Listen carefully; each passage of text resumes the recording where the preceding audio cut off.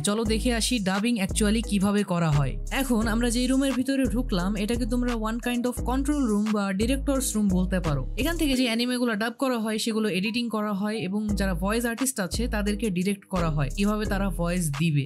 সামনে তোমরা দেখতে পাচ্ছ অ্যাডমিন প্যানেল থেকে দুজন বসে আছে এবং ডিরেক্ট করতেছে এবং একজন বসে এডিটিং করতেছে। ভয়েসগুলো ওখান থেকে রেকর্ড করার পর দেন এখানে চেক করে বসিয়ে দেন বাকি স্যাম্পলগুলো রেডি করা হয়।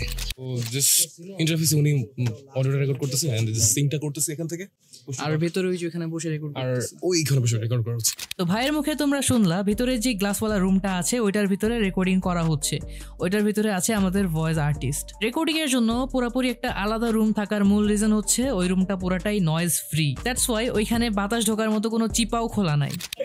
ওকে, সো এটা আছে না আছে হবে? হ্যাঁ, কি আসলে আরেকজন আছে? আরেকজন আছে এমনি? কি আসলে আরেকজন আছে? হবে হবে হবে। এখন আমি যেই রুমে যাচ্ছি এটা হচ্ছে ডাবিং এর রুম।